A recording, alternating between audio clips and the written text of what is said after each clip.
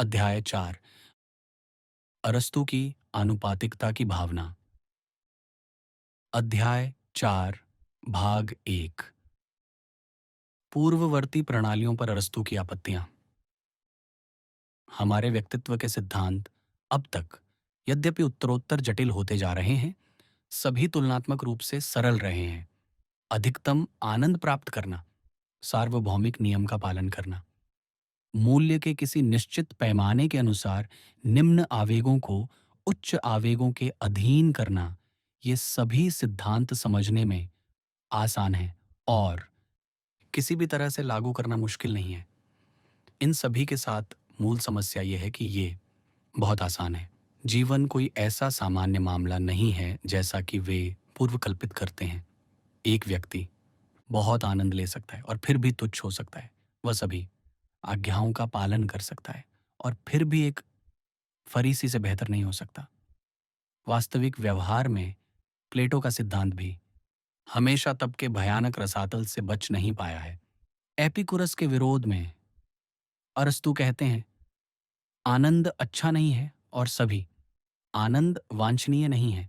कोई भी व्यक्ति इस शर्त पर जीना नहीं चाहेगा कि उसकी बुद्धि जीवन भर एक बच्चे से कम हो, भले ही उसे एक बच्चे के सुखों का पूरा आनंद लेना पड़े। उन सुखों के संबंध में जिन्हें सभी नीच मानते हैं, हमें यह अस्वीकार करना होगा कि वे सुख हैं ही नहीं, सिवाय उन लोगों के जिनका स्वभाव भ्रष्ट है। अच्छा आदमी जिसे सुख समझता है वह सुख होगा, वह जिससे प्रसन्न होता है वह वास्तव में सुखद होगा। वे सुख जो एक पूर्ण और वास्तव में सुखी व्यक्ति की गतिविधि को पूर्ण बनाते हैं, उन्हें सच्चे अर्थों में मनुष्य के सुख कहा जा सकता है।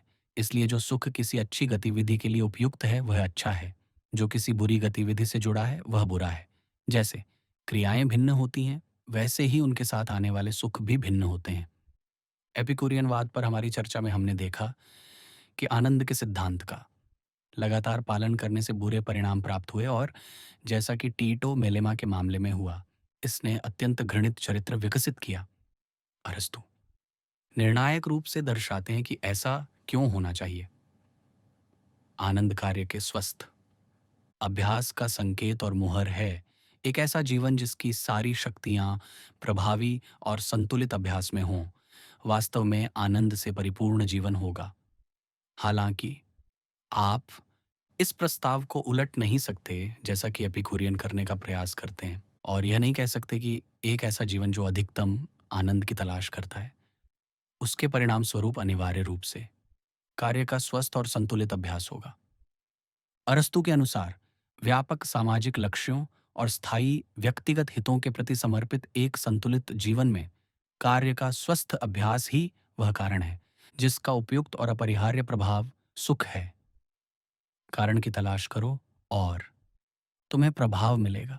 सीधे प्रभाव की तलाश करो और तुम उस कारण से चूक जाओगे जिसकी तुम उपेक्षा करते हो, और उस प्रभाव से भी जो केवल कारण ही ला सकता है।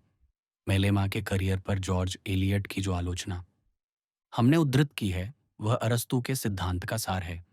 इसे एक उदाहरण में कहें तो एक अच्छी आग जलाएं और अपने कमरे को गर्म करें और थर्मामीटर का पारा ऊपर उठ जाएगा। कारण ही प्रभाव उत्पन्न करता है।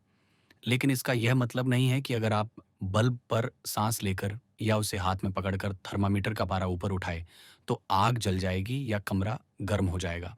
एपिकुरियन और सुखवादी वे लोग हैं जो हर समय अपनी जीभ के नीचे सुख का थर्मामीटर दबाए घूमते हैं और उम्मीद करते हैं कि दुनिया परोपकार से प्रकाशित और प्रेम से गर्म होगी।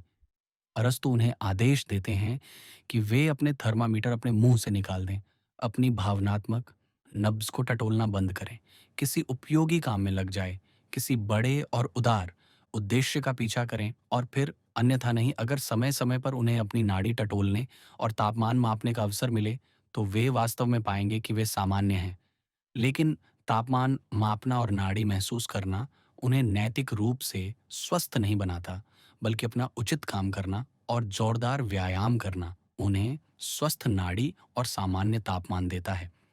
हालांकि अरस्तू में आनंद के बारे में दो स्पष्ट रूप से विरोधाभासी शिक्षाएं हैं, और यह देखना उनके सिद्धांत की हमारी समझ की एक अच्छी परीक्षा है कि क्या हम उनमें सामंजस्य बिठा सकते हैं। सबसे पहले वे कहते हैं, सभी मामलों में हमें विशेष रूप से सुखद चीज़ों और आनंद के प्रति सतर्क रहना चाहिए, क्योंकि हम शायद ही निष्पक्ष रूप से उसका न्याय कर सकते हैं, और इसीलिए उसके प्रति अपने व्यवहार में हमें हेलन के प्रति पुराने सलाहकारों के व्यवहार का अनुकरण करना चाहिए और हर स्थिति में उनकी यह कहावत दोहरानी चाहिए, अगर हम उसे छोड़ दें तो हमारे गलत होने की संभावना कम होगी। ये आनंद ही है जो हमें नीच काम करने के लिए प्रेरित करता है, और दर्द ही हमें नेक कामों से दूर रहने के लिए प्रेरित करता है। दूसरी ओर वे कहते हैं, कार्यों के साथ आने वाला सुख या दुख चरित्र की परीक्षा के रूप में लिया जाना चाहिए। जो व्यक्ति खतरे का सामना सुख से करता है, या कम से कम बिना कष्ट के साहसी है, लेकिन जिसे यह कष्टदायक लगता है, वह कायर है। वास्तव में हम सभी कमोबेश अपने कार्यों का मूल्यांकन करते समय सुख को ही अपनी कसौटी बनाते हैं। क्या हम इन दो विरोधाभासी प्रतीत होने वाले कथनों में सामंजस्य बिठा सकते हैं? बिल्कुल। एक ओर यदि हम कोई कार्य केवल उससे मिलने वाले सुख के लिए करते हैं, बिना यह पूछे कि प्रस्तावित कार्य हमारी स्थायी जीवन योजना में कैसे फिट होगा, हम निश्चित रूप से भटक जाएंगे। क्योंकि आनंद उस पृथक कार्य की अच्छाई को दर्शाता है, न कि उस कार्य की अच्छाई को जो जीवन की संपूर्ण योजना से संबंधित है। इसलिए यदि मैं रात के 11 बजे कड़क कॉफ़ी पीता हूँ, तो उसका स्वाद सुखद होता है और तत्काल प्रभाव उत्तेजक होता है। लेकिन यदि यह मुझे आधी रात तक जगाए रखता है और अगले दिन के कार्यों के लिए अयोग्य बनाता है, तो प्राप्त आनंद के बावजूद यह कार्य गलत है। और यह गलत है मूलतः इसलिए नहीं कि यह जागृति के कष्टों को लाता है। यह गलत है क्योंकि यह मेरे समग्र जीवन से और संसार के जीवन में मेरे योगदान को कुछ ऐसा छीन लेता है जिसके लिए भोग के क्षण में प्राप्त किया गया क्षुद्र क्षणिक आनंद किसी भी तरह से क्षतिपूर्ति नहीं कर सकता। क्या अरस्तू सही नहीं है? क्या हमें एक दुखी, कमज़ोर, जो शायद ही नर्सरी से स्नातक होने के योग्य हो, किसी भी पुरुष या महिला पर दया नहीं आती, जो शाम के अंत में कुछ क्षणों की शारीरिक अनुभूति को आने वाले सुबह के जीवन और कार्य की दक्षता के सामने तराजू पर पड़ी धूल के समान ही समझेगा? अगर हम अरस्तू के सत्य के इस आधे हिस्से को देखें, तो हम देखेंगे कि दूसरा हिस्सा इसका विरोधाभास नहीं बल्कि इसका पूरक है। अगर हम कॉफ़ी के लिए बेहद और बेहद ललचाते हैं, अगर हम इसे दर्द के साथ छोड़ देते हैं, अगर नहीं, मैं आपका धन्यवाद करता हूँ कहना डर से मुश्किल लगता है, अगर हम इसे खुशी-खुशी छोड़ नहीं सकते, बिना गंभीरता से, जितना संभव हो सके इसे पीने के बारे में सोचें, तो यह दर्शाता है कि हम कल के जीवन और कार्य की कितनी कम परवाह करते हैं। और चूंकि जीवन और कार्य कल का एक क्रम मात्र है, तो हम अपने जीवन और कार्य की कितनी कम परवाह करते हैं। अगर हमारे मन और हृदय में महान लक्ष्य प्रज्वलित हों, व्यापक हित हों, जिनके लिए तन और मन समर्पित हों, तो उनके लिए एक कप कॉफ़ी जितनी बड़ी चीज़ को त्यागना कष्टदायक नहीं, बल्कि आनंददायक होगा अगर वो उनकी पूर्ति के आड़े आती हो। हाँ, अरस्तु दोनों ही बिंदुओं पर सही हैं। जीवन की हमारी योजना से अलग और एक लक्ष्य के रूप में अनुसरण किया गया आनंद हमें हर बार कमजोरी और दुष्टता की ओर ले जाएगा, जब हम उसके कपटी आग्रह के आगे झुकेंगे। दूसरी ओर बड़े लक्ष्यों और उदार हितों का दृढ़ और निरंतर अनुसरण हर उस चीज को सकारात्मक आनंद बना देगा जिसे हम चाहते हैं या उन लक्ष्यों और हितों को बढ़ावा देने के लिए करते हैं। सीधे तौर पर प्राप्त किया गया आनंद जीवन का पूर्ण मनोबल गिरा देता है। अपने लिए प्राप्त किए गए लक्ष्य और हित अनिवार्य रूप से अपने साथ कई महान सुखों और उन चीजों को जीतने और बदलने की शक्ति लेकर आते हैं जिन्हें लक्ष्यहीन जीवन में असहनीय दर्द माना जाता है। अरस्तु एपिक्यूरियन सुख के सिद्धांत को अस्वीकार करते हैं, क्योंकि यद्यपि यह एक प्रमाण है कि पृथक प्रवृत्तियां संतुष्ट होती हैं, यह समग्र रूप से आत्मा की संतुष्टि का पर्याप्त मानदंड नहीं है। वे स्टोइक सिद्धांत को स्वीकार करते हैं, कानून के अनुरूपता के, क्योंकि यह व्यक्तित्व के सर्वोच्च मूल्य को पहचानने में विफल रहता है। वे प्लेटोनिक सिद्धांत को स्वीकार करते हैं, जिसमें भूख और वासनाओं को एक सर्वोच्च भलाई के अधीन किया जाता है, जो उनसे ऊपर है, क्योंकि वे सबसे अधिक तप के अभिशाप से डरते हैं और एक ऐसी भलाई के लिए प्रयास करते हैं जो ठोस और व्यावहारिक हो। तो फिर यह भलाई क्या है, जो न तो सुखों का योग है, न ही कानून के अनुरूप था, और न ही भूख और वासना से श्रेष्ठ था। यह कौन सा सिद्धांत है जो एक साथ सुख का पूरा आनंद ले सकता है और साथ ही इसे खुशी-खुशी त्याग भी सकता है, जो अपने लिए किसी भी कानून निर्माता की तुलना में अधिक कठोर कानून बना सकता है, जिसे बनाने का साहस उसने कभी किया हो, और फिर भी किसी भी ऐसे कानून को तोड़ने से नहीं डरता, जिसे उसकी अपनी भलाई की अवधारणा उसे तोड़ने के लिए बाध्य करती है, जो हमारी सभी मौलिक भूखों और वासनाओं का सम्मान करता है, धन, सम्मान और शक्ति का उपयोग अपने उद्देश्यों के सेवक के रूप में करता है, बिना कभी उनके गुलाम बने।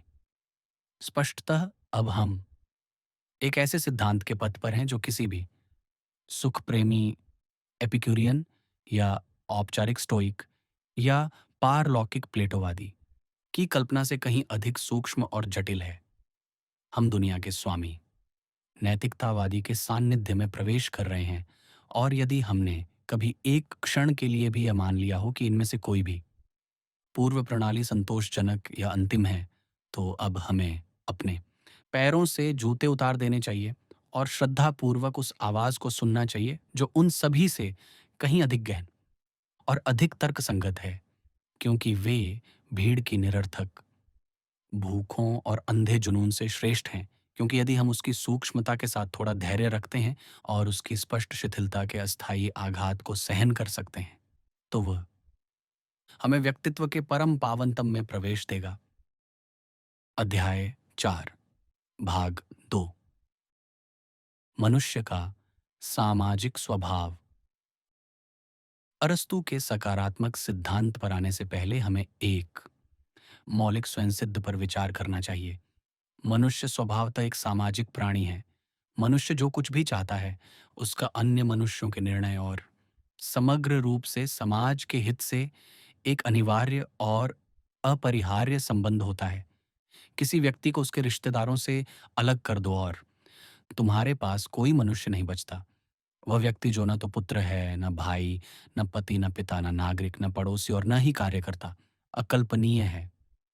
इसलिए मनुष्य जिस भलाई की तलाश करता है, वह स्वयं को सचेतन या अचेतन रूप से अन्य मनुष्यों की स्वीकृति और उन हितों की पूर्ति के रूप में व्यक्त करेगी, जिन्हें वह अनिवार्य रूप से उनके साथ साझा करता है। निजी के लिए यूनानी शब्द जो मेरे लिए विशिष्ट है, किसी और के विचार या हित से असंबंधित है, मूर्ख के लिए हमारा शब्द है।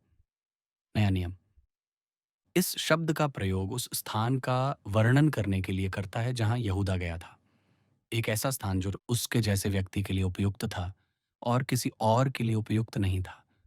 अब जो व्यक्ति अपने साथियों के मानकों और अपेक्षाओं का ध्यान रखे बिना अपना स्वयं वैज्ञानिक या स्वयं विधि निर्माता या स्वयं राजनेता या स्वयं अपना व्यापार प्रबंधक या स्वयं अपना कवि या स्वयं अपना वास्तुकार बनने का प्रयास करता है, वह केवल एक मूर्ख है। या जैसा कि हम कहते हैं, एक सनकी एक बुद्धिमान व्यक्ति इन मानकों की अवहेलना कर सकता है। सुधारक को अक्सर ऐसा करना ही पड़ता है, लेकिन यदि वह वास्तव में बुद्धिमान है, यदि वह एक सच्चा सुधारक है, तो उसे इनका ध्यान रखना होगा, उसे इन्हें समझना होगा, उसे अपने कहे की पुष्टि और अपने किए के औचित्य के लिए अपने साथियों के वास्तविक या संभावित निर्णय और हित का सहारा लेना होगा। हमारे सभी विचारों एंड कार्यों का यह सामाजिक संदर्भ, जिसे अरस्तु ने अंतर्ज्ञान से समझा था, हमारे समय में मनोविज्ञान परिश्रम पूर्वक और विश्लेषणात्मक रूप से इसकी पुष्टि करने का प्रयास कर रहा है।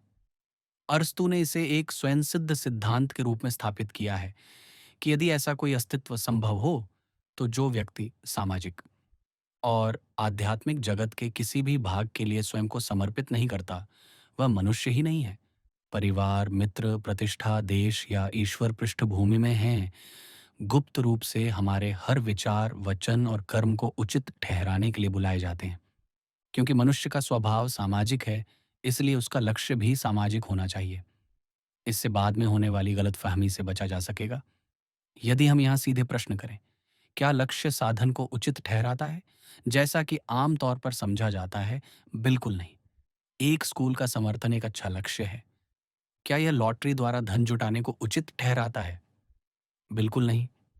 अपने परिवार का समर्थन एक अच्छा लक्ष्य है। क्या यह ऐसे वेतन को उचित ठहराता है जिसके लिए कोई पर्याप्त सेवाएँ प्रदान नहीं की जाती? बिल्कुल नहीं। फिर भी यदि हम इस प्रश्न को और आगे बढ़ाते हैं और पूछते हैं कि ये विशिष्ट लक्ष्य, इन विशिष्ट साधनों को उचित क्यों नहीं ठहराते, तो हम पाते हैं कि ऐसा इसलिए है क्योंकि ये साधन प्रयुक्त किए जाते हैं, जो उन विशिष्ट लक्ष्यों से कहीं अधिक ऊँचे और महानतम हैं, जिनकी पूर्ति के लिए इन्हें नियोजित किया जाता है। ये संरचना को तोड़ते हैं और औद्योगिक और सामाजिक व्यवस्था की नींव को कमज़ोर करते हैं। एक ऐसा लक्ष्य जो किसी विशेष विद्यालय के रखरखाव या किसी व्यक्तिगत परिवार के भरण-पोषण से कहीं अधिक महत्वपूर्ण है। इसलिए इन साधनों का मूल्यांकन कुछ विशिष्ट लक्ष्यों को बढ़ावा देने के उनके प्रयास से नहीं, बल्कि सबसे महान और सर्वोत्तम लक्ष्य को बढ़ावा देने में उनकी विफलता से किया जाना चाहिए। समग्र रूप से समाज का व्यापक कल्याण, जिसके सभी संस्थान, परिवार और व्यक्ति केवल अधीनस्थ सदस्य हैं। अरस्तु पर हमारी चर्चा के दौरान हमें यह समझना चाहिए कि उद्देश्य शब्द का हमेशा एक बड़ा सामाजिक संदर्भ होता है और इसमें वह सर्वोच्च सामाजिक सेवा शामिल होती है जिसके लिए मनुष्य सक्षम है। यदि हम अपने निजी उद्देश्यों के लिए वही लागू करने का प्रयास करते हैं जो अरस्तु उस सार्वभौमिक लक्ष्य के लिए लागू करते हैं, जिस पर सभी मनुष्यों को ध्यान केंद्रित करना चाहिए, तो हम उनकी शिक्षा को घोरतम अपराधों का बहाना बना देंगे और इसे परिष्कृत स्वार्थ से अधिक कुछ नहीं मानेंगे। उनकी इस समझ के साथ हम साहसपूर्वक उनकी प्रणाली में उतरने का साहस कर सकते हैं और इसे इसके सबसे विरोधाभासी और चौंकाने वाले रूप में प्रस्तुत कर सकते हैं। अध्याय 4, भाग 3, सही और गलत का निर्धारण अंत द्वारा होता है। हम शुरुआत में न तो अच्छे होते हैं और न ही बुरे। सुख अपने आप में न तो अच्छा है, न ही बुरा। नियम अपने आप में न तो अच्छे हैं और न ही बुरे। प्लेटो के अनुसार यह कहना असंभव है कि कुछ क्षमताएं इतनी ऊंची हैं कि उनका हमेशा प्रयोग किया जाना चाहिए और कुछ इतनी नीची हैं कि आम तौर पर उनका दमन किया जाना चाहिए। खाने-पीने, कामकाज, यौन संबंध और समाज, संपत्ति और राजनीति का सही और गलत होना इसमें शामिल मूलभूत कार्यों में निहित नहीं है। ये सभी चीज़ें एक व्यक्ति के लिए एक परिस्थिति में सही हैं और दूसरे व्यक्ति के लिए दूसरी परिस्थिति में गलत हैं। हम ये नहीं कह सकते कि जो व्यक्ति गरीबी का व्रत लेता है, वह करोड़पति से बेहतर या बदतर व्यक्ति है। हम यह नहीं कह सकते कि जो साधु ब्रह्मचर्य का व्रत लेता है, वह उससे अधिक शुद्ध व्यक्ति है जो ऐसा नहीं करता। क्योंकि यह तथ्य कि किसी को गरीबी या ब्रह्मचर्य का व्रत लेने के लिए मजबूर किया जाता है, इस बात का संकेत है कि ये मूलभूत आवेग उन सामान्य उद्देश्यों से प्रभावी और संतोषजनक रूप से संबंधित नहीं हैं, जिनकी पूर्ति के लिए वे स्वाभाविक रूप से अभिप्रेत हैं। कौमार्य को मातृत्व से ऊपर रखने, गरीबी को धन से ऊपर रखने, गुमनामी को प्रसिद्धि से ऊपर रखने के सभी प्रयास अरस्तु के दृष्टिकोण से अनिवार्य रूप से अनैतिक हैं, क्योंकि वे सभी मानते हैं कि बाहरी चीज़ों में बुराई, अलग-अलग कार्यों में गलत, मौलिक भूख में बुराई और प्राकृतिक जुनून में पाप हो सकता है। जबकि अरस्तु यह मूलभूत सिद्धांत प्रस्तुत करते हैं कि एकमात्र स्थान जहाँ बुराई या गलत या बुराई या पाप निवास कर सकते हैं, वह संबंध है जिसमें ये बाहरी चीज़ें और विशिष्ट कार्य स्पष्ट रूप से कल्पित और जानबूझकर पोषित लक्ष्य से जुड़े होते हैं, जिसे व्यक्ति बढ़ावा देना चाहता है। इसी बात को कहने का एक सरल तरीका, लेकिन इतना सरल और जाना-पहचाना तरीका कि पूरी बात ही न समझ पाने का खतरा हो। यह कहना है कि पुण्य और पाप केवल स्वतंत्र कर्मचारियों की इच्छा में निहित होते हैं। यह तो हर कोई मानेगा, लेकिन इच्छा साध्य की खोज है। एक इच्छा जो साध्य की तलाश नहीं करती, वह ऐसी इच्छा है जो कुछ भी नहीं चाहती। दूसरे शब्दों में कोई इच्छा ही नहीं, तो फिर कोई कार्य गलत है या सही, यह उस संपूर्ण जीवन योजना पर निर्भर करता है, जिसका वह हिस्सा है, उस संबंध पर जो उसके स्थायी हितों से है। इतने वर्षों से मैं कॉलेज के छात्रों की एक के बाद एक कक्षाओं में किसी भी ऐसी मौलिक भूख या जुनून का एक भी उदाहरण लाने की चुनौती देता रहा हूँ, जो आंतरिक रूप से बुरा हो, जो सभी परिस्थितियों और संबंधों में बुरा हो। और अभी तक किसी भी छात्र ने मेरे सामने ऐसा एक भी मामला नहीं लाया है। अगर ब्रांडी किसी शल्यक्रिया के बाद आने वाले संकट से कमजोर दिल को उबार सकती है, तो ब्रांडी का वह गिलास उतना ही अच्छा और कीमती है जितना कि वह प्रिय जीवन जो वह बचाता है। ये प्रस्ताव कि यौन प्रेम आंतरिक रूप से बुरा है और जो लोग ब्रह्मचर्य का व्रत लेते हैं वे आंतरिक रूप से श्रेष्ठ हैं, केवल इस शर्त पर सत्य है कि नस्लीय आत्महत्या सबसे बड़ी अच्छाई है और घर, परिवार, पितृत्व और भाईचारे के सभी मधुर बंधन बुराइयां हैं जिनका विरोध करना हमारा कर्तव्य है। धन को अच्छा मानने से इनकार करना केवल वही कर सकता है जो आगे बढ़कर सभ्यता को एक आपदा के रूप में धिक्कारने के लिए तैयार हो। जो महत्वाकांक्षा को आंतरिक रूप से बुरा मानता है, उसे सुअरों के साथ झुंड में रहने और उनके भूसे के टुकड़े को संतोषपूर्वक बांटने के लिए तैयार रहना चाहिए।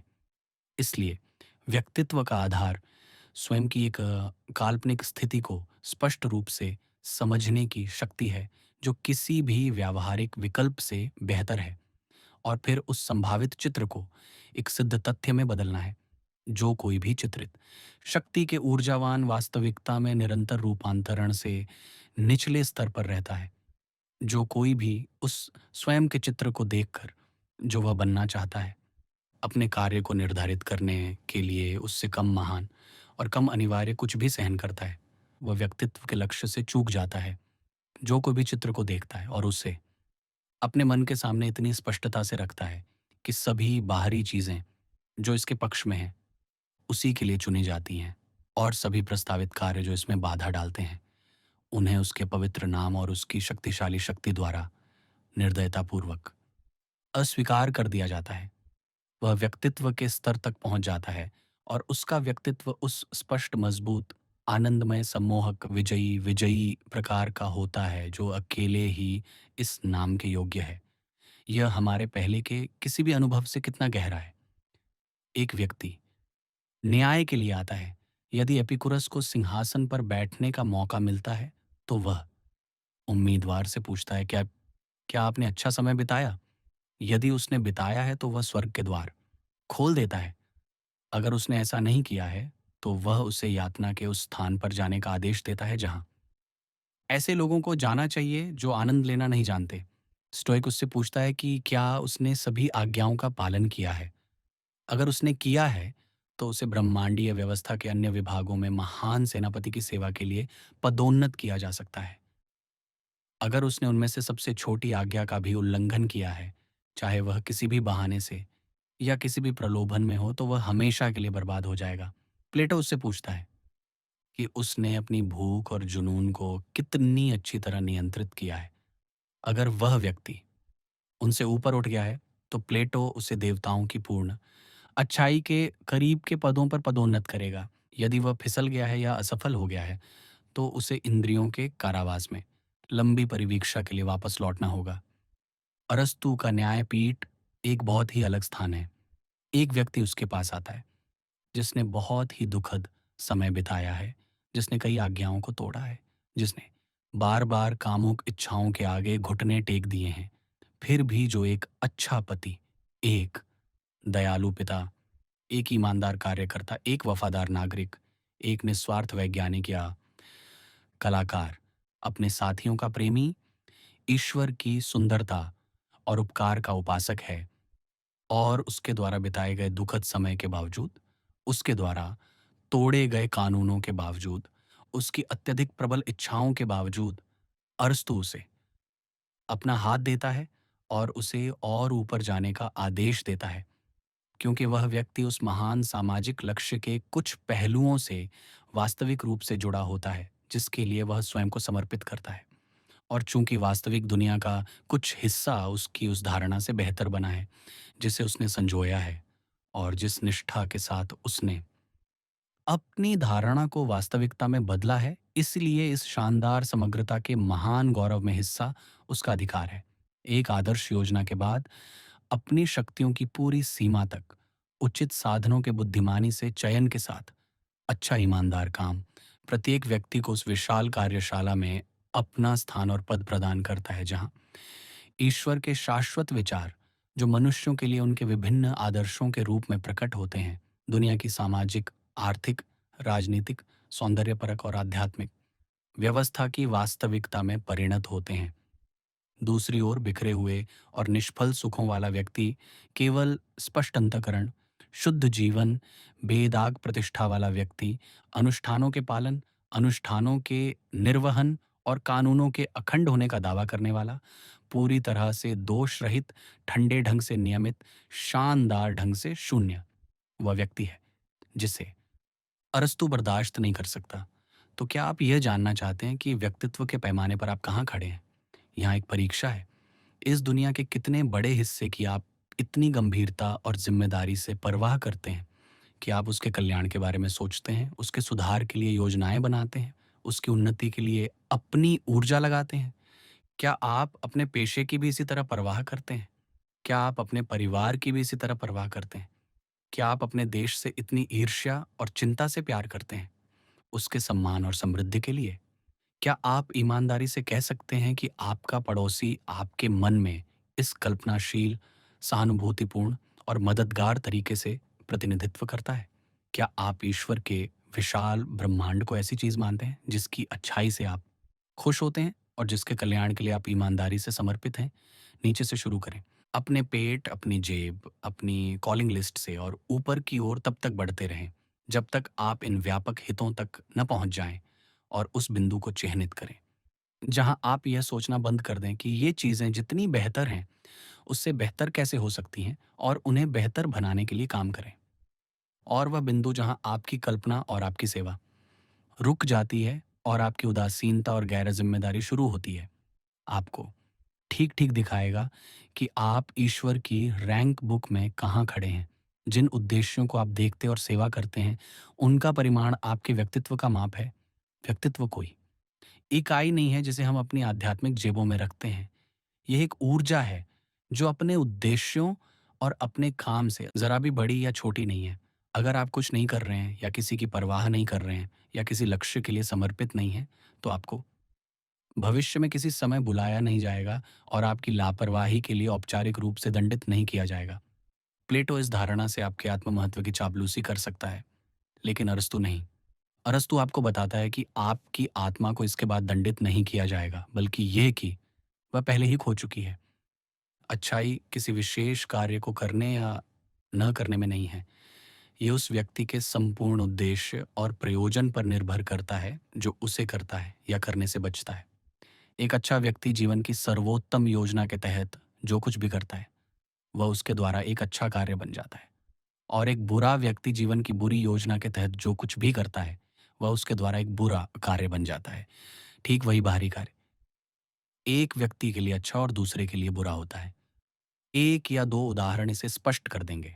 दो व्यक्ति राजनीतिक पद चाहते हैं। एक व्यक्ति के लिए यह स्वर्ग का द्वार है, दूसरे के लिए यह नरक का द्वार है। एक व्यक्ति ने खुद को एक ऐसे व्यवसाय या पेशे में स्थापित कर लिया है जिससे वह ईमानदारी से जीविकोपार्जन कर सकता है और अपने परिवार का भरण पोषण कर सकता है। उसने अपने व्यवसाय में पर्याप्त प्रतिष्ठा अर्जित कर ली है ताकि वह इसे अस्थायी रूप से अपने साझेदारों या अधीनस्थों को सौंप सके। उसने अपनी समस्या स्वयं हल कर ली है और उसके पास शक्ति, समय, ऊर्जा, क्षमता और धन है जिसे वह जनता की समस्याओं को हल करने में लगा सकता है। यदि वह सार्वजनिक पद से कतराता है या उससे बचता है या उसे हासिल करने के लिए सभी वैध उपाय करने में विफल रहता है, तो वह कायर, देशद्रोही राजनीतिक व्यवस्था पर परजीवी होगा। क्योंकि अच्छा काम करना है जिसे वह करने में सक्षम है और कर सकता है बिना किसी अनुचित त्याग के, खुद या अपने परिवार का। इसलिए सार्वजनिक पद इस व्यक्ति के लिए स्वर्ग का द्वार है। दूसरे व्यक्ति ने किसी भी व्यवसाय या पेशे में महारत हासिल नहीं की है। उसने खुद को किसी भी नियोक्ता या फर्म के लिए अपरिहार्य नहीं बनाया है। उसके पास अपना और अपने परिवार का भरण पोषण करने का कोई स्थायी साधन नहीं है। वह एक ऐसा राजनीतिक पद देखता है जिसमें उससे अपने वर्तमान पद से काफी कम काम करके थोड़ा अधिक वेतन मिल सके। वह इस पद को जनता से अपनी जीविका चलाने के साधन के रूप में देखता है। उस दिन से वह केवल पद चाहने वालों की भीड़ में शामिल हो जाता है जिसका उद्देश्य सार्वजनिक जीवन से वह जीविका प्राप्त करना है, जो वह बहुत आलसी है या बहुत अयोग्य है या निजी नौकरी में कमाने के लिए बहुत घमंडी है। इस प्रकार वही बाहरी कार्य जो दूसरे व्यक्ति के लिए स्वर्ग का सीधा संकरा द्वार था, इस व्यक्ति के लिए नरक में जाने का चौड़ा आसान रास्ता है। दो महिलाएं एक ही महिला क्लब में शामिल होती हैं और एक ही कार्यक्रम में भाग लेती हैं। उनमें से एक का दिल अपने घर में है।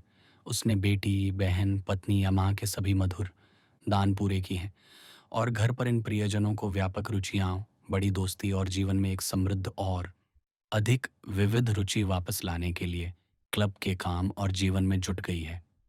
स्वर्ग में कोई भी देवदूत उससे बेहतर काम नहीं कर सकता, जो उसके कागजात तैयार करने और वितरित करने में और समिति की बैठकों और दोपहर की चाय में उसकी उपस्थिति में लगा हो। दूसरी महिला को घरेलू जीवन नीरस और एकरस लगता है। वह अपने बच्चों से दूर रहना पसंद करती है।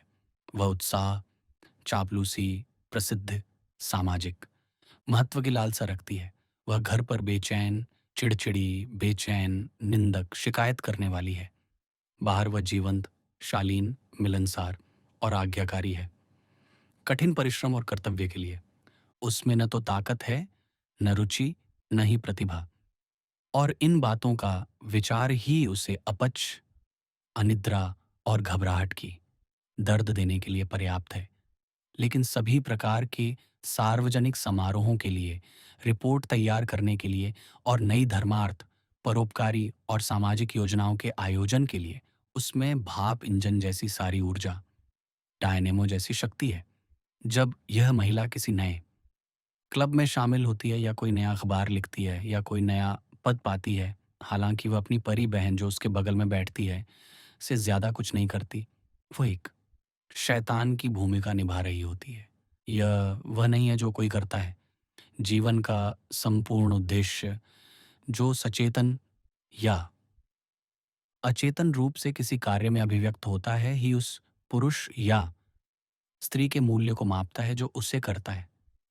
परिवार की मेज पर, दुकान की बेंच पर, कार्यालय की मेज पर, थिएटर की सीटों पर, सेना की पंक्तियों में, चर्च की बेंचों पर संत और पापी साथ साथ बैठते हैं और अक्सर सबसे पहली बाहरी पर्यवेक्षक भी उनके द्वारा किए जाने वाले विशिष्ट कार्यों में जरा भी अंतर नहीं देख पाता। अच्छा आदमी वह है जो अपने प्रत्येक कार्य में जो वह करता है या करने से बचता है, उन सभी लोगों की भलाई चाहता है जो उसके कार्य से प्रभावित होते हैं। बुरा आदमी वो है जो जो कुछ भी करता है या करने से बचता है, उन लोगों के हितों को नजरअंदाज कर देता है जिन पर उसके कार्य का निश्चित रूप से प्रभाव पड़ेगा। क्या मानव कल्याण का कोई ऐसा क्षेत्र है जिसके प्रति आप उदासीन हैं? क्या दुनिया में ऐसे लोग हैं जिनके हितों की आप जानबूझकर उपेक्षा करते हैं? फिर चाहे आप कितने भी दान पुण्य, परोपकार, परिश्रम और जनभावना के कार्य करें, ऐसे कार्य जो किसी अच्छे व्यक्ति द्वारा किए जाने पर अच्छे होते, इन सब के बावजूद आप उसी हद तक एक बुरे व्यक्ति हैं। तो हमारे मन में अरस्तू की पहली महान अवधारणा स्पष्ट रूप से है। जीवन का अंत जिसे वे सुख कहते हैं, वे स्वयं को किसी बड़े सामाजिक या बौद्धिक उद्देश्य के साथ जोड़ने और अपनी सारी शक्तियों को उसकी निस्वार्थ सेवा में समर्पित करने के रूप में परिभाषित करते हैं। यहाँ तक कि यह कार्लाइल का एक योग्य कार्य के धन्य होने का उपदेश है। धन्य है वह जिसने अपना कार्य पा लिया है। उसे किसी अन्य धन्यता की मांग नहीं करनी चाहिए। उसके पास एक काम है, एक जीवन का उद्देश्य है, उसने उसे पा लिया है और उसका अनुसरण करेगा। एकमात्र खुशी जिसके बारे में एक साहसी व्यक्ति ने खुद से बहुत कुछ मांगने की कोशिश की, वह थी अपना काम पूरा करने लायक खुशी। चाहे वह नैतिकता हो या बुद्धिमत्ता, चाहे वह धैर्य, दृढ़ता, विधि की निष्ठा, अंतर्दृष्टि, सरलता, ऊर्जा, एक शब्द में उस व्यक्ति में जो भी शक्ति थी, वह उसके द्वारा किए गए कार्य में निहित होगी। काम करना क्यों? यह प्रकृति और उसके शाश्वत अचूक नियमों के विरुद्ध स्वयं को परखना है। ये मनुष्य के बारे में एक सच्चा फैसला सुनाएंगे। जब हम कार्लाइल को पढ़ते हैं तो हम ऐसे शब्दों को केवल अतिशयोक्तिपूर्ण वाक्पटुता समझने लगते हैं। अब अरस्तु भी यही बात सटीक दर्शन के ठंडे परिकलित शब्दों में कहते हैं। मनुष्य वही है जो वह करता है। वह कुछ नहीं कर सकता सिवाय उसके जिसे वह पहले एक अधूरा विचार मानता है और फिर उसे पूरा करने के लिए अपनी सारी ऊर्जा लगा देता है। अपने विचारों को कार्यान्वित करने और उन्हें साकार करने में वह साथ ही अपनी शक्तियों का भी प्रयोग करता है और संसार में एक जीवंत शक्ति, एक कार्यशील इच्छा शक्ति बन जाता है। और चूंकि आत्मा ही यह कार्यशील इच्छा शक्ति है, इसलिए मनुष्य में उतनी ही आत्मा होती है, न ज्यादा न कम, जितनी वह शारीरिक या मानसिक कार्यों में दर्ज करता है। बाहरी वास्तविकता के किसी क्षेत्र, अनाज के एक ढेर, कपड़े के एक जाल, एक मुद्रित पृष्ठ, एक स्वस्थ मकान, एक शिक्षित युवा, एक नैतिक समुदाय की ओर इशारा करने में सक्षम होना और ये कहना कि ये चीजें बाहरी दुनिया में नहीं होती। अगर ये पहले आपके मन में ना होती एक विचार के रूप में जो आपके विचार और क्रिया को नियंत्रित करता है, यह उस अदृश्य और आंतरिक ऊर्जा के बाहरी और दृश्य प्रतिरूप और माप की ओर इशारा करता है जो आपका जीवन, आपकी आत्मा, आपका स्व, आपका व्यक्तित्व है। अध्याय 4, भाग 4, उपकरणों की आवश्यकता। तो अरस्तू का पहला सिद्धांत ये है कि हमें अच्छे उद्देश्यों के लिए काम करना चाहिए। दूसरा सिद्धांत सीधे उसी से निकलता है। हमारे पास काम करने के लिए उपकरण होने चाहिए, साधन, जिनसे हम अपने लक्ष्य प्राप्त कर सकें। जनरल गॉर्डन, जो कुछ हद तक प्लेटोवादी थे, ने सेसिल रोड्स से, जो काफी हद तक अरस्तुवादी थे, कहा कि उन्हें एक बार सोने से भरा एक पूरा कमरा देने की पेशकश की गई थी और उन्होंने उसे लेने से इनकार कर दिया। मुझे ले लेना चाहिए था, श्री रोड्स ने उत्तर दिया। महान योजनाओं का क्या फायदा अगर आपके पास उन्हें पूरा करने के साधन ही नहीं है। जैसा कि अरस्तु कहते हैं, खुशी के लिए स्पष्ट रूप से बाहरी चीजों की आवश्यकता होती है, क्योंकि भाग्य के कुछ संसाधनों के बिना नेक काम करना असंभव है या कम से कम आसान नहीं है। ऐसी कई चीजें हैं जो केवल साधनों के माध्यम से ही की जा सकती हैं, जैसे कि दोस्त, धन और राजनीतिक प्रभाव। और कुछ चीजें ऐसी भी हैं जिनका अभाव हमारी खुशी के फूल को छीन लेता है, जैसे अच्छा जन्म, बच्चों का आशीर्वाद, व्यक्तिगत सुंदरता। तो खुशी को इस तरह की समृद्धि की आवश्यकता प्रतीत होती है। ये हमारी पिछली सभी शिक्षाओं से कितना अलग है।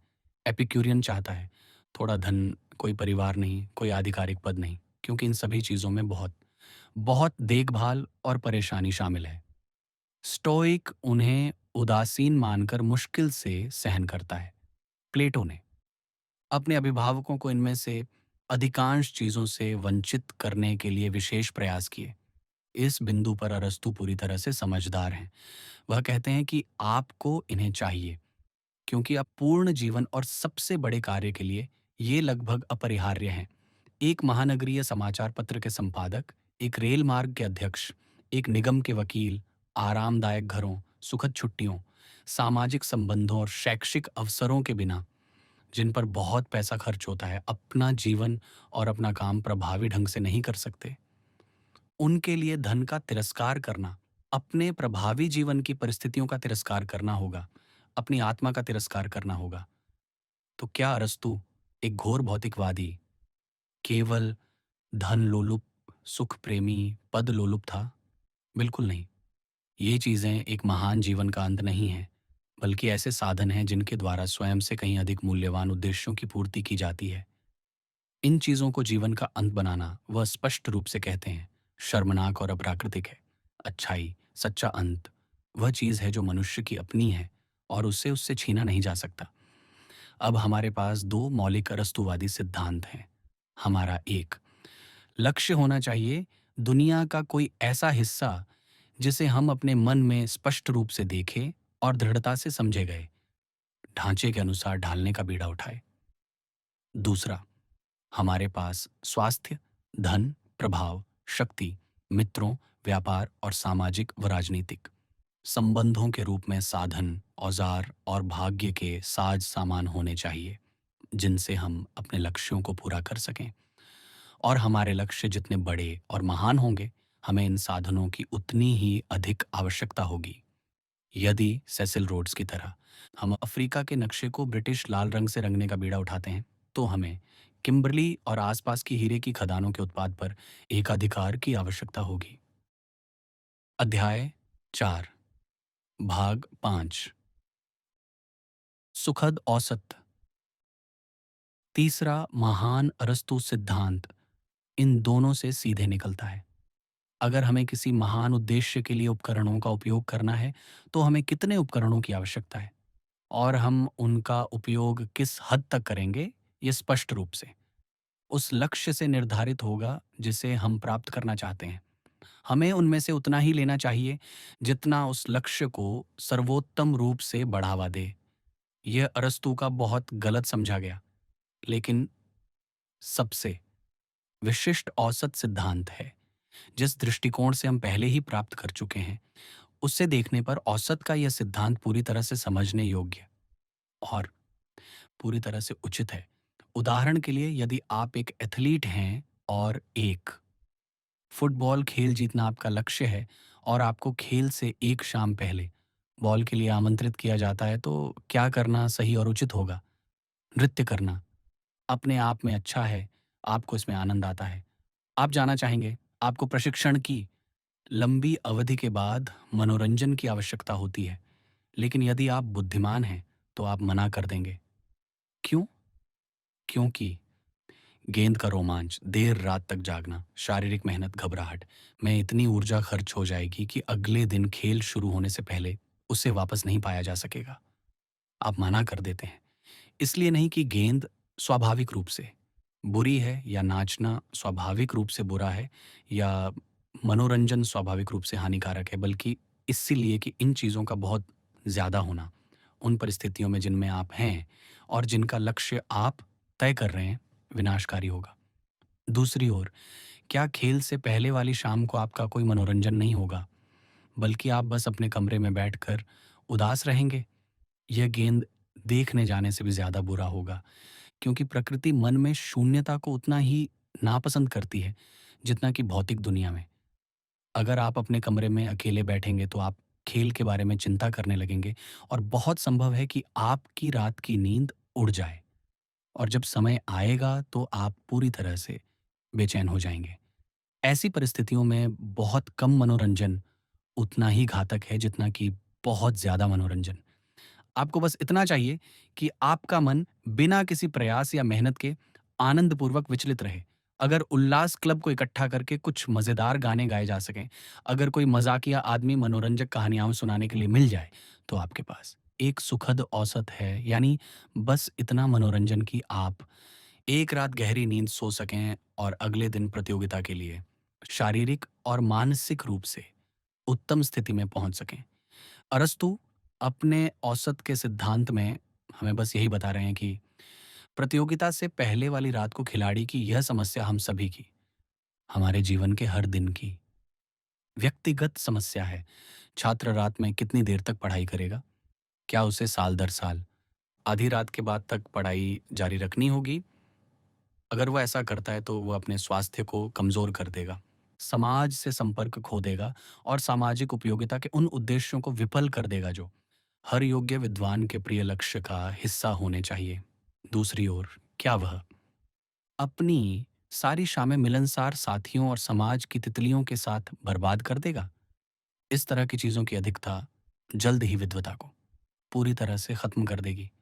उसकी समस्या उस अध्ययन की मात्रा खोजने की है जो उसे अपने चुने हुए विषय की नवीनतम समस्याओं के प्रति संवेदनशील बनाए रखे। और फिर भी उसकी सारी उपलब्धियां, चाहे खराब स्वास्थ्य के कारण हों या अपने साथियों से सामाजिक अलगाव के कारण, तुलनात्मक रूप से बेकार ना हो जाए। यह कितना दुर्लभ और कीमती है।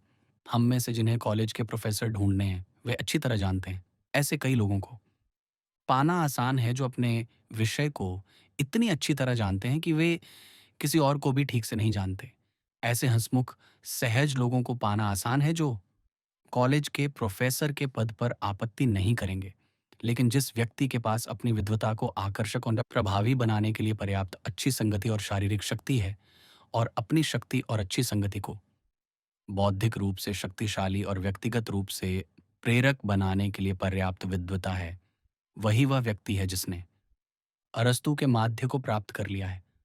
वह व्यक्ति है जिसे हम सभी ढूंढ रहे हैं। वह व्यक्ति है जिसे हम पाने के लिए हम में से कोई भी अपनी साल भर की तनख्वाह दे देगा। माध्य शून्य और अधिकतम प्राप्य के बीच का मध्य नहीं है।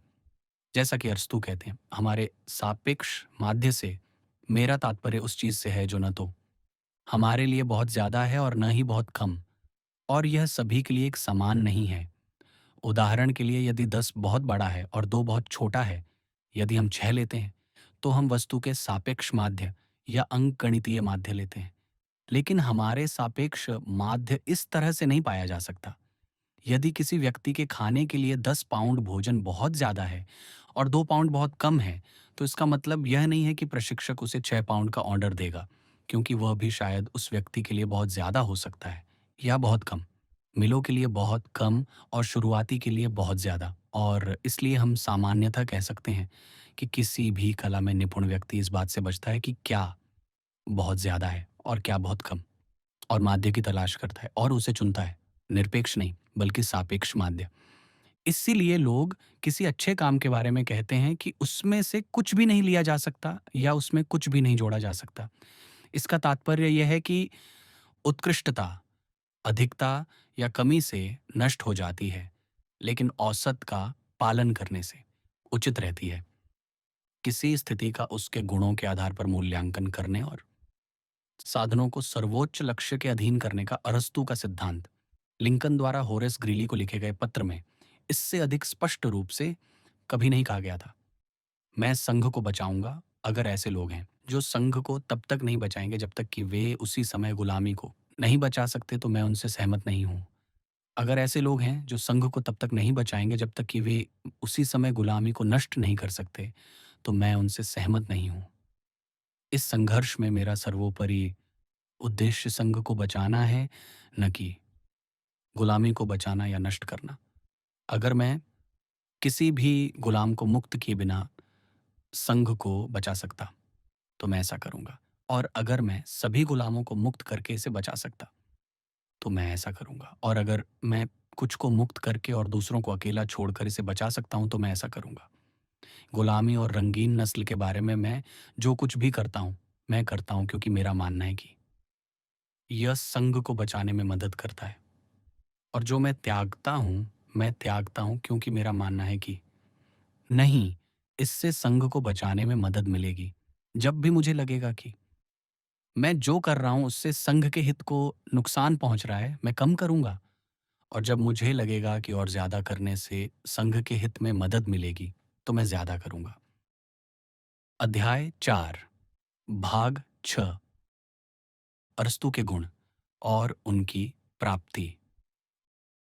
वास्तविक जीवन में सापेक्षिक माध्य की खोज करने के एक महान गुण के विशेष रूप प्लेटो के प्रमुख गुणों से निकटता से मेल खाते हैं, फिर भी एक अंतर के साथ जो अंतर्दृष्टि में एक सकारात्मक प्रगति का प्रतीक है।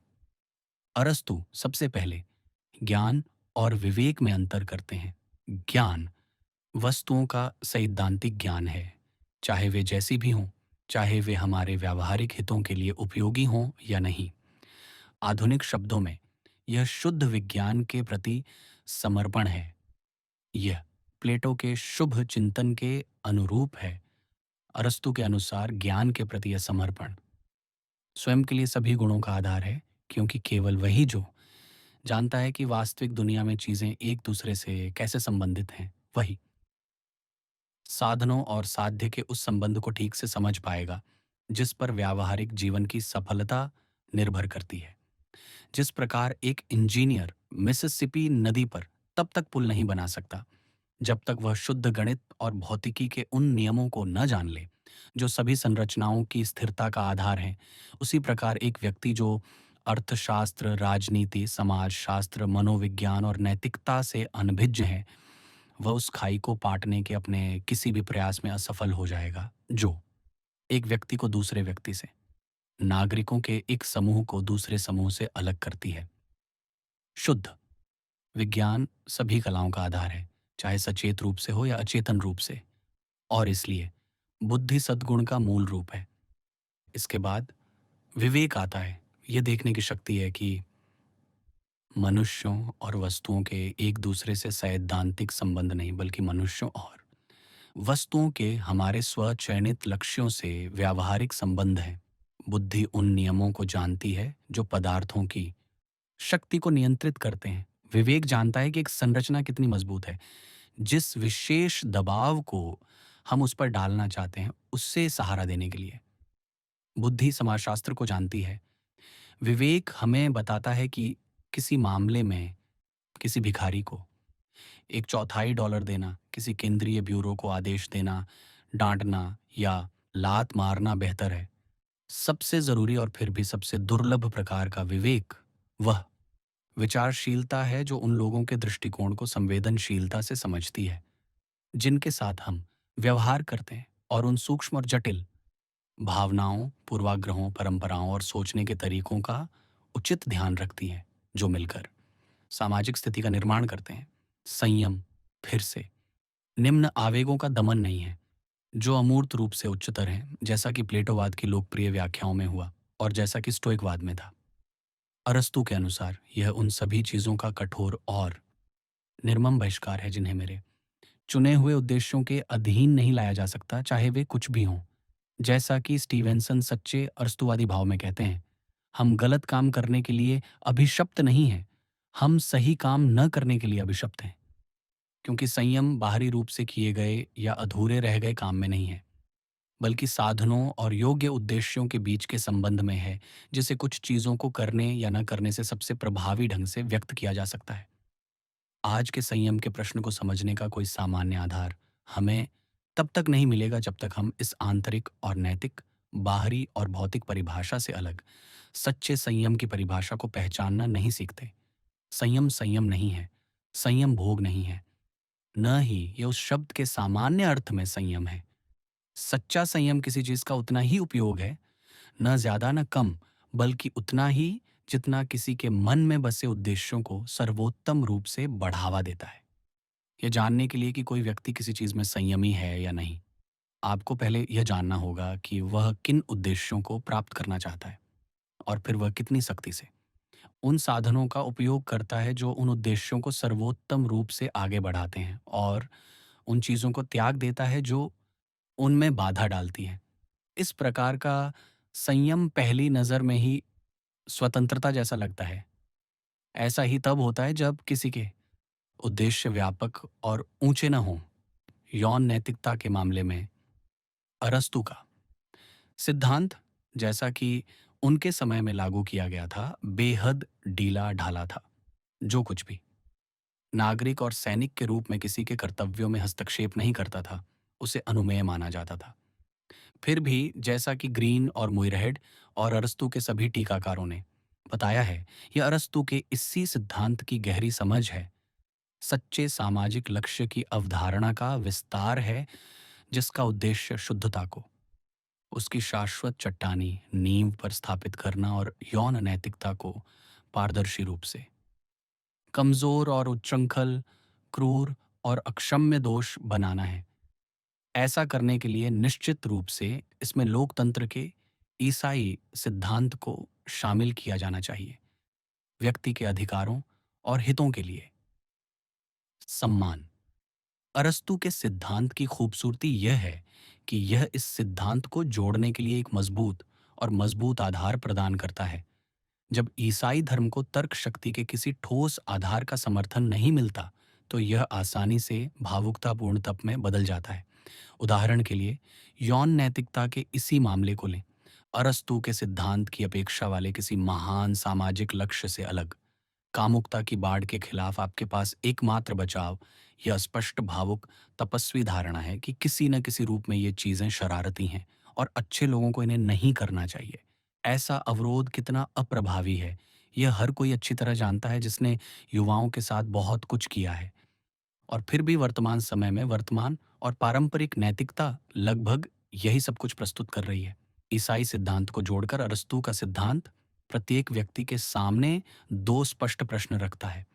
क्या आप घर की पवित्रता, पारिवारिक जीवन की शांति और पवित्रता, प्रत्येक पुरुष और महिला की गरिमा और कल्याण, प्रत्येक बच्चे के जन्मसिद्ध अधिकार को अपने सामाजिक लक्ष्य का हिस्सा मानते हैं? यदि आप मानते हैं, तो आप एक नेक और सम्माननीय व्यक्ति हैं। यदि आप ऐसा नहीं मानते, तो आप उस माँ के लिए कलंक हैं जिसने आपको जन्म दिया और उस घर के लिए जहाँ आपका पालन-पोषण हुआ। लक्ष्य के प्रश्न के लिए बस इतना ही। दूसरा प्रश्न, साधनों से संबंधित कल्याण। प्रत्येक बच्चे के जन्मसिद्ध अधिकार को बढ़ावा देते हैं, जिसे एक सम्माननीय व्यक्ति के रूप में आपको उचित लक्ष्य मानना चाहिए। यदि आपको लगता है कि ये साधन इन उद्देश्यों के लिए अनुकूल है, तो आप निश्चित रूप से एक घोर मूर्ख हैं। इन मामलों में संयम या इसके विशिष्ट नाम शुद्धता का प्रयोग करें तो उस महान सामाजिक लक्ष्य की उपेक्षा करने से इनकार करना है, जिसे प्रत्येक सभ्य व्यक्ति को उचित और सही मानना चाहिए। और अपने जीवन में ऐसी किसी भी चीज को स्वीकार न करने या दूसरों के जीवन पर थोपने का दृढ़ निश्चय जो उस सामाजिक लक्ष्य के लिए विनाशकारी हो। शुद्धता न तो ब्रह्मचर्य है और न ही अनैतिकता। ये इन दोनों से कहीं अधिक गहरी है और उन दोनों से कहीं अधिक महान है। यह पारिवारिक अखंडता, व्यक्तिगत गरिमा और सामाजिक स्थिरता जैसे महान लक्ष्यों के प्रति समर्पण है। यह समाज और प्रत्येक पुरुष, महिला और बच्चे के कल्याण को उस व्यापक लक्ष्य में शामिल करता है जिसके लिए हम जीते हैं, और सभी इच्छाओं और भावनाओं को उस उचित और धार्मिक लक्ष्य के साथ सख्ती से जोड़ते हैं।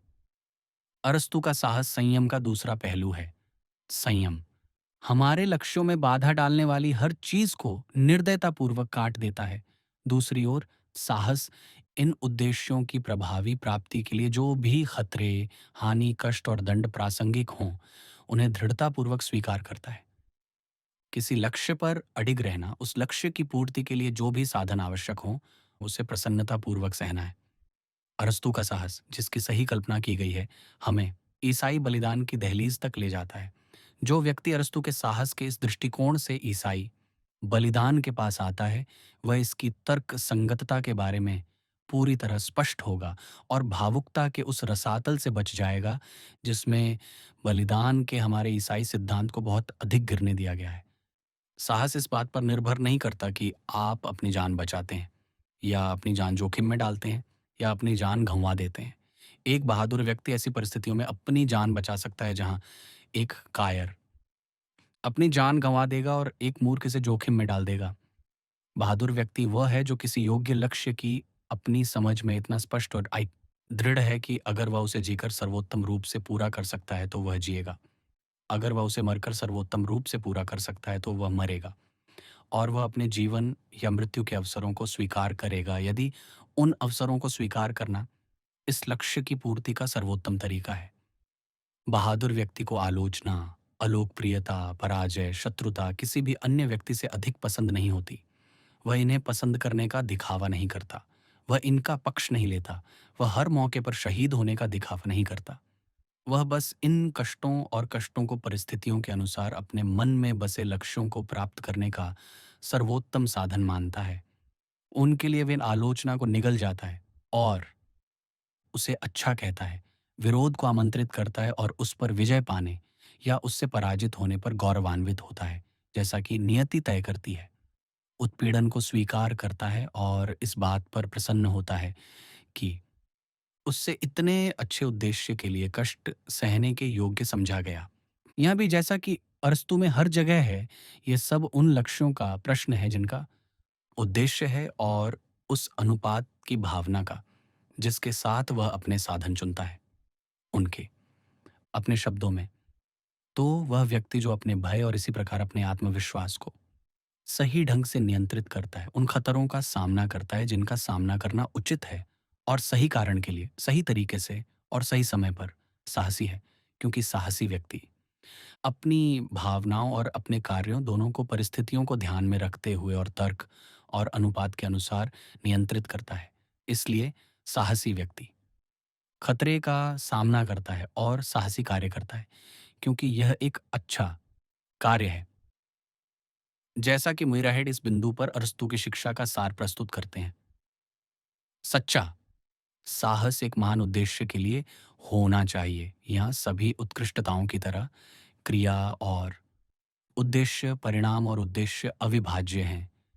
जब तक क्रिया किसी महान उद्देश्य से प्रेरित न हो और उसकी संपूर्ण संरचना में एक महान चरित्र व्याप्त न हो, तब तक उसे साहस कहने का कोई अधिकार नहीं है। सद्गुण किसी किताब से नहीं सीखे जा सकते, ना ही पहले से तैयार किए जा सकते हैं। उन्हें अभ्यास द्वारा अर्जित किया जाना चाहिए, जैसा कि कलाओं के मामले में होता है। और वे वास्तव में हमारे तब तक नहीं होते जब तक वे इतने अभ्यस्त न हो जाएं कि व्यावहारिक रूप से स्वचालित हो जाएं। किसी भी गुण के पूर्ण अधिग्रहण का संकेत और मुहर वह आनंद है जो हम उससे प्राप्त करते हैं। एक बार प्राप्त किया गया ऐसा आनंद व्यक्ति की स्थायी और अविभाज्य संपत्ति बन जाता है। अरस्तु के शब्दों में, हम कर्म करके गुण प्राप्त करते हैं, जैसा कि कलाओं के साथ भी होता है। हम कोई कला तब सीखते हैं जब हम वह करते हैं जो हम करना चाहते हैं। जब हम उसे सीख लेते हैं, निर्माण करके हम निर्माता बनते हैं, और वीणा बजाकर वीणा वादक। और इसलिए न्यायपूर्ण कार्य करके हम न्यायपूर्ण बनते हैं, और संयम और साहस के कार्य करके हम संयमी और साहसी बनते हैं। अन्य लोगों के साथ हमारे व्यवहार से ही हम न्यायपूर्ण या अन्यायपूर्ण बनते हैं, और खतरे की परिस्थितियों में कार्य करके और स्वयं को भय या आत्मविश्वास महसूस करने के लिए प्रशिक्षित करके हम साहसी या कायर बनते हैं। एक सुखी व्यक्ति, जैसा कि हम उसे परिभाषित करते हैं, स्थायित्व का गुण रखता है और जीवन भर अपने चरित्र को बनाए रखता है, क्योंकि वह निरंतर या यथासंभव कम से कम रुकावट के साथ उत्कृष्ट कार्यों और उत्कृष्ट चिंतन में लगा रहेगा। और उसका भाग्य चाहे जो भी हो, वह उसे सबसे उत्तम तरीके से ग्रहण करेगा और अपने आप को हमेशा और सभी चीज़ों में उपयुक्त रूप से प्रस्तुत करेगा। और यदि मनुष्य जो करता है वही उसके जीवन के चरित्र को निर्धारित करता है, तो कोई भी सुखी व्यक्ति दुखी नहीं होगा, क्योंकि वह कभी भी घृणित और नीच कार्य नहीं करेगा। क्योंकि हमारा मानना है कि जो व्यक्ति वास्तव में अच्छा और बुद्धिमान है, वह भाग्य द्वारा भेजी गई किसी भी स्थिति को गरिमा के साथ सहन करेगा और हमेशा अपनी परिस्थितियों का सर्वोत्तम उपयोग करेगा, जैसे एक अच्छा सेनापति अपने आदेश पर उपलब्ध शक्तियों का सर्वोत्तम उपयोग करेगा। यह सिद्धांत कि सद्गुण किसी भी खेल या शिल्प में कौशल की तरह अभ्यास से प्राप्त होता है, टिप्पणी के योग्य है। ऐसा लगता है कि ये कहता है, आपको कोई काम करना चाहिए इससे पहले कि आप जानें कि कैसे, ताकि आप उसे करने के बाद जान सकें कि कैसे। विरोधाभास हो या ना हो, यही बात सच है। तैराक पानी में लड़खड़ाकर और छप छप करके तैरना सीखता है, और अगर वह तैरने से पहले लड़खड़ाने और छप छप करने को तैयार नहीं है, तो वह कभी तैराक नहीं बन पाएगा। गेंदबाज को एक पक्का कैचर और सीधा थ्रोअर बनने से पहले बहुत सारी गड़बड़ियां और बेतरतीब थ्रो करने पड़ते हैं। अगर उसे मैदान पर जाकर ये गलतियां करने में शर्म आती है, तो उसे गेंदबाज बनने का सारा विचार ही छोड़ देना चाहिए, क्योंकि गलतियों को धीरे धीरे खत्म करने से ही एक आदर्श खिलाड़ी का विकास होता है। एकमात्र जगह जहां कोई गलती नहीं होती, चाहे बेसबॉल में हो या जीवन में, वह है ग्रैंड स्टैंड। किसी काम को करने का साहस, उससे पहले कि आप उसे करना जानते हों, और यह पता चलने के बाद भी कोशिश करते रहने का धैर्य कि आप नहीं जानते कि कैसे करना है, और जब तक आपको पता न चल जाए कि कैसे करना है, तब तक जितनी बार आवश्यक हो कोशिश करते रहने की दृढ़ता। ये 3 शर्तें हैं जो शारीरिक कौशल, मानसिक शक्ति, नैतिक गुण या व्यक्तिगत उत्कृष्टता प्राप्त करने के लिए आवश्यक हैं। अध्याय 4, भाग 7, अरस्तु की मित्रता। अब हम यह समझने के लिए तैयार हैं कि अरस्तु मित्रता को एक सद्गुणी जीवन का मुकुट और पूर्णता क्यों मानते हैं। किसी ने भी मित्रता की इतनी प्रशंसा नहीं की है या इसके बारे में उनसे ज्यादा गहराई से नहीं लिखा है। वे मित्रता को सार्वजनिक लाभ के प्रश्नों पर और जीवन से जुड़े सभी विषयों पर एकमत के रूप में परिभाषित करते हैं। हालांकि यह एकमतता मतों में सहमति से बहुत अलग है। ये चीज़ों को एक ही दृष्टिकोण से देखना है, या अधिक सटीक रूप से यह एक दूसरे के हितों और उद्देश्यों की सराहना है। अरस्तु की अब तक की पूरी प्रवृत्ति व्यक्तित्व विकसित करने की रही है, प्रत्येक व्यक्ति को हर दूसरे व्यक्ति से अलग बनाने की। पारंपरिक लोग सभी एक जैसे होते हैं, लेकिन जिन लोगों के अपने लक्ष्य होते हैं और जो अपने सभी चुनाव इन आंतरिक रूप से पोषित लक्ष्यों के संदर्भ में करते हैं, वे अत्यधिक भिन्न हो जाते हैं। आपका जीवन जितना अधिक व्यक्तिगत होता है, उतने ही कम लोग आपको समझ पाते हैं। जिस व्यक्ति के अपने लक्ष्य होते हैं, वह उस व्यक्ति के लिए अस्पष्ट ही होगा। जिसके ऐसे कोई लक्ष्य नहीं है और जो केवल भीड़ के साथ बह रहा है।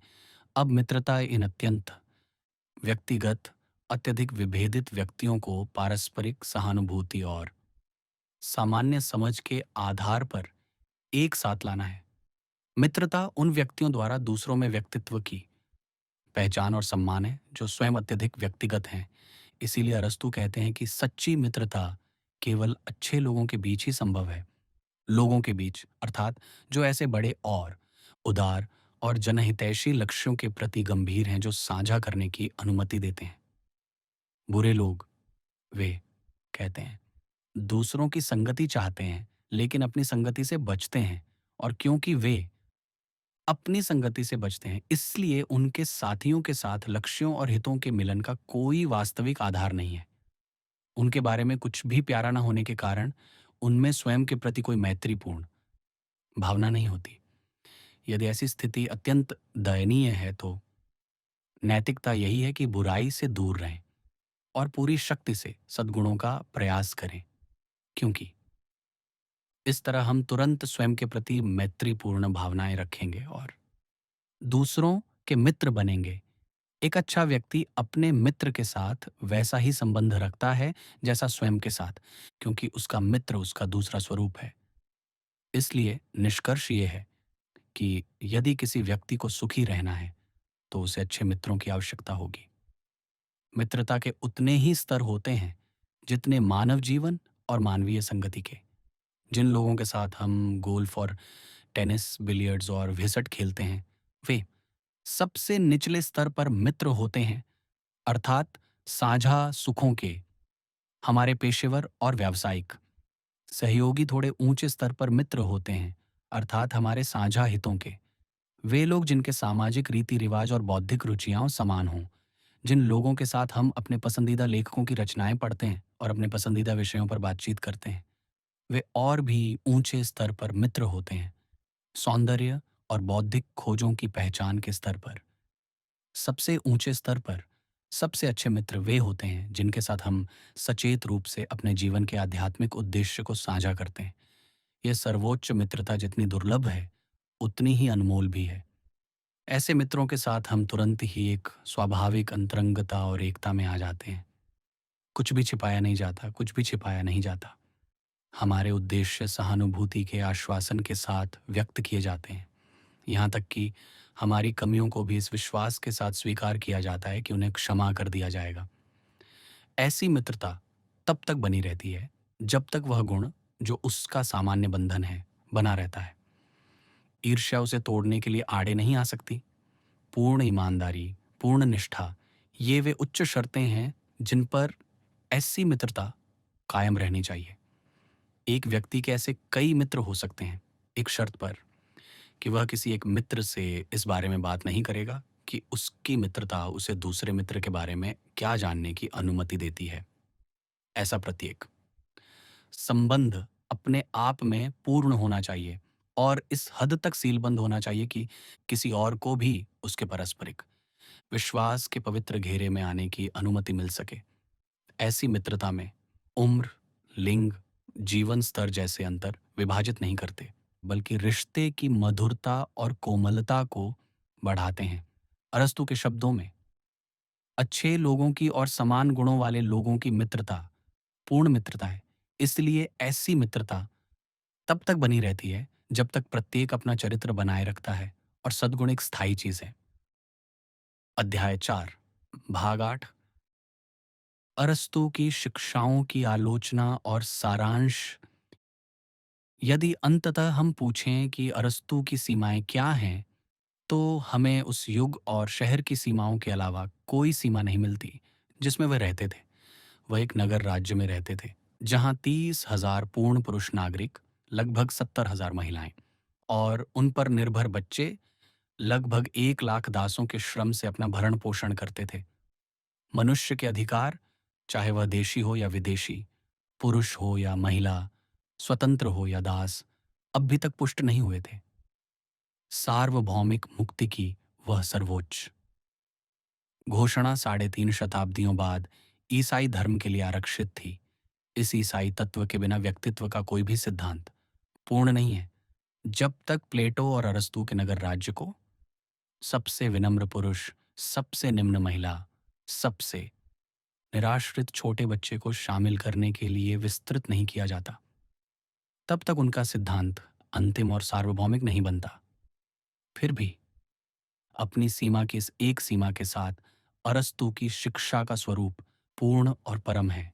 व्यक्तित्व के सिद्धांतों का इससे गहरा, विवेकपूर्ण, सशक्त और बुद्धिमत्तापूर्ण कथन दुनिया ने पहले कभी नहीं सुना। उनकी शिक्षाओं का सार निम्नलिखित में दिया जा सकता है।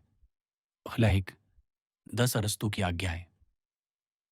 तुम्हें अपनी सर्वोच्च शक्तियां हमारे सामान्य सामाजिक कल्याण के किसी न किसी भाग के लिए समर्पित करनी होंगी। तुम्हें इस लक्ष्य को सभी छोटी वस्तुओं जैसे सुख, धन, सम्मान से ऊपर रखना होगा। तुम्हें इस लक्ष्य की सेवा के लिए आवश्यक साधनों को लक्ष्य के बाद दूसरे स्थान पर रखना होगा। तुम्हें उन सार्वभौमिक नियमों पर विचार और आदर करना होगा जो व्यवस्थित ब्रह्मांड में साध्य और साधनों को एक साथ बांधते हैं।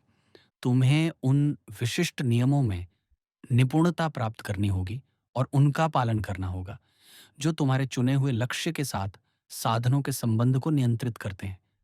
तुम्हें जीवन की सामग्रियों और उपकरणों का उतना ही उपयोग करना होगा जितना तुम्हारे लक्ष्य की सेवा के लिए आवश्यक हो। तुम्हें अपने जीवन से उन सभी चीजों को निकाल देना होगा जो इस लक्ष्य से अधिक या कम है। खोए हुए सुख की परवाह किए बिना अपने लक्ष्य की पूर्ति हेतु इस साधन को बनाए रखने के लिए जो भी कष्ट और अभाव आवश्यक हो, उसे तुम सहन करोगे, चाहे इसमें कितना भी कष्ट क्यों ना हो। तुम इस सेवा में तब तक दृढ़ रहोगे जब तक कि आदत इसे एक स्वभाव न बना ले और रीति रिवाज इसे आनंद में न बदल दे। तुम कुछ समान विचारधारा वाले मित्रों को खोजोगे और उनसे मिलोगे जो तुम्हारे साथ उस सामान्य सामाजिक कल्याण के प्रति आजीवन समर्पण साझा करेंगे जो मनुष्य का कार्य और लक्ष्य है।